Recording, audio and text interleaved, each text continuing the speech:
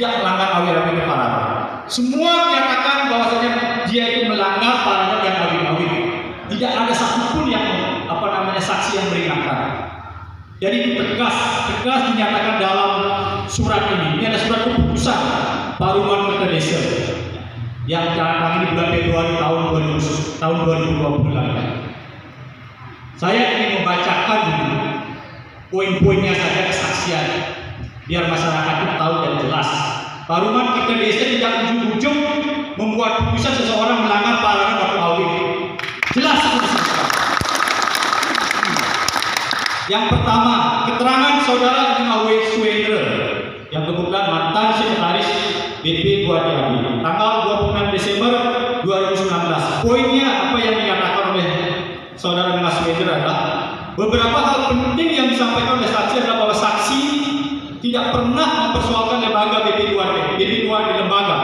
Akan tetapi di dalam melakukan kegiatan manajemen operasionalnya terutama tentang tata kelola yang dilakukan oleh Ketua BP Guadiabi tidak dilakukan sesuai dengan apa yang telah dituangkan dalam paragraf BP Guadiabi yang semestinya menjadi acuan atau dasar untuk menjalankan suatu lembaga BP Guadiabi.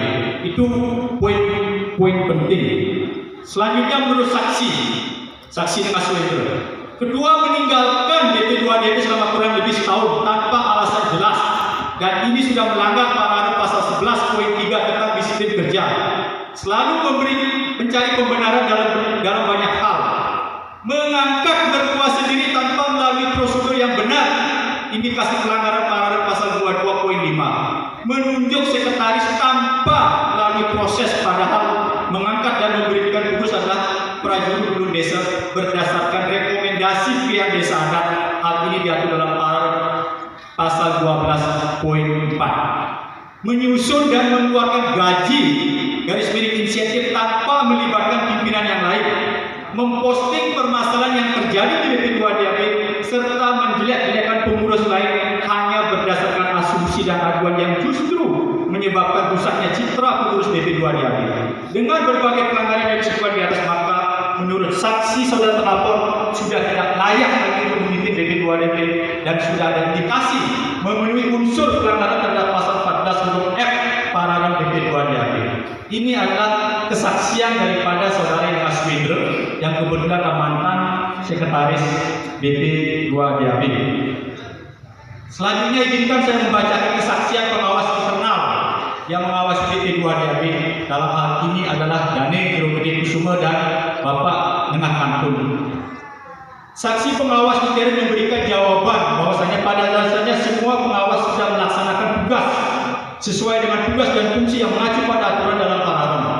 Akan tetapi hasilnya sampai saat ini masih belum maksimal. Hal itu disebabkan oleh karena beberapa kali saran dan masukan yang disampaikan oleh pengawas kepada pengurus selalu diabaikan, bahkan tidak dilaksanakan oleh Ketua BP Guadiabi. Saksi juga mengatakan bahwa isi paragraf yang dilanggar oleh pengurus BP Guadiabi itu banyak sekali. Contohnya diantaranya mekanisme penggajian, terutama besarnya tidak proporsional, semestinya disesuaikan dengan fungsi dan kemampuannya. Yang tidak masuk akal adalah ketua sendiri yang membuat rancangan pengupahan dan tidak melalui paruman.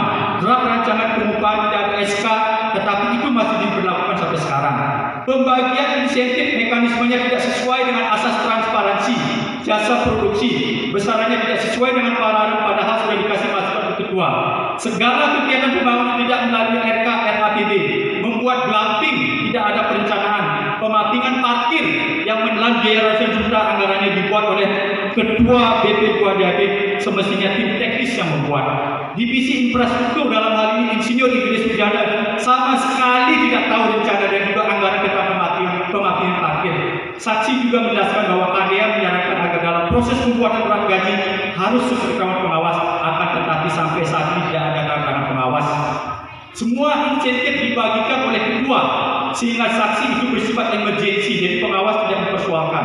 Selanjutnya pada saat pembagian gaji maupun insentif tidak ada daftar nama-nama yang berhak mendapatkan, besarannya berapa tidak diketahui oleh orang lain. Itu menandakan tidak ada transparansi. Dalam hal ini justru saksi memperlihatkan hanya tulisan kecil saja yang dikeluarkan dari amplop yang tertulis nominalnya saja. Jadi itu adalah kesaksian-kesaksian yang diberikan oleh pengawas internal BP Guadiabi. Izinkan saya melanjutkan tanggal 2 Januari 2020 hadir dipanggil selaku saksi. Iwayan Mas Yasir selaku pilihan desa adat, mengawaki bendahara kedua DAB. Komang Suparta ketua pecalang, ini Sandi pengusaha provider Sandi dan Iwayan Sumartika Bukadi Sumartika Ikut Suwarta selaku staf pimpinan Paruman Ayaka. Kalau boleh saya simpulkan ataupun rangkum pernyataan dari pilihan desa adat saat itu adalah yang pertama, terkait dengan kelolaan BP2 DAB selama ini memang sering melanggar, terutama melanggar paradigma BP2 DAB. Ini kesaksian dari pihak desa dan hukum, bukan kesaksian saya. Karena banyak aturan yang mestinya dilakukan sesuai dengan paradigma itu tidak dilaksanakan. Contohnya dalam pembangunan yang tidak melalui mekanisme yang benar, seperti harus ada perencanaan dan penganggaran siapa yang semestinya membuat. Nah, itu harus diusut. Ini kesaksian dari pihak desa dan hukum saat itu. Kemudian statement yang terakhir adalah pada intinya pihak desa dan meminta agar terlapor diproses sesuai dengan awil dan paralel, dan kalau itu terbukti yang diberikan sanksi agar ada efek jerah bagi siapapun yang melanggar. Itu adalah statement yang ada. Sekarang yang paling penting terakhir bisa dibacakan adalah kesaksian saudara Imawati yang tahu persis bagaimana keuangan BP2 DAB. Saksi sebenarnya sudah tahu bahwa BP2 DAB dalam kegiatannya banyak melakukan pelanggaran. Itu banyak contohnya, dan salah satunya pengurus tidak membuat rencana kerja, rencana anggaran pendapatan dan belanja, dan tentang pelanggaran disiplin. Tidak selalu sih dilanggar, akan tetapi banyak yang dilanggar. Mengenai draft penggajian, saksi tidak melihat berapa besarnya nominal yang ditulis, karena pada saat disodorkan draft itu sudah ditandatangani oleh pihak desa dan badan pemeriksa sudah tanda tangan supaya tidak ribut, makanya saksi langsung tanda tangan. Pada intinya saudara mengawaki adalah bendahara BP2 DAB. Ketika dia mendatangi sesuatu, nominalnya itu tidak boleh dilihat dan disembunyikan oleh orang yang membawa surat apapun. Jadi ini tidak ada transparansi. Saya lanjutkan. Oleh karena sadar bahwa dalam melaksanakan kegiatan diketahui banyak pelanggaran, maka saksi sering juga dalam melaksanakan sering mengingatkan kepada ketua BP2 DAB agar sadar, karena setahu saksi bahwa segala keputusan di BP2 DAB bersifat kolektif kolegial. Akan tetapi ketua selalu menyampaikan kepada saksi apa yang diperhatikan oleh ketua itu harus dilaksanakan, karena menurut pengakuannya ketua lah yang bertanggung jawab. Justru ketua pernah menyampaikan kepada saksi pada saat rapat tim bisnis, jika saksi tidak taat dengan apa yang diperintahkan maka saksi disarankan untuk mundur. Menurut saksi, karyawan banyak yang kecewa setelah draft gaji yang dibuat oleh ketua BP2 DAB karena dirasa oleh karyawan tidak adil besarannya terhadap tanggung jawab pekerjaan yang diemban. Sebelumnya karyawan sudah membuat draft gaji di masing-masing divisi seperti ini misalnya, akan tetapi setelah ketua balik setelah menghilang datang dari Jakarta selama setahun, maka dia membuat draft gaji sendiri tanpa sepengetahuan saksi. Jadi ini hal-hal inilah yang telah berita acara pemeriksaan yang telah dilakukan oleh Paruman Kerja Desa selama prosesnya hampir 3 bulan, dan akhirnya Paruman Kerja Desa memutuskan bahwasanya yang bersangkutan telah bersalah, dan diputuskan telah bersalah. Ada beberapa putusan yang ingin juga saya bacakan biar masyarakat semakin tahu apa sebenarnya isi putusan tersebut agar jelas sehingga tidak ada dusta di antara kita.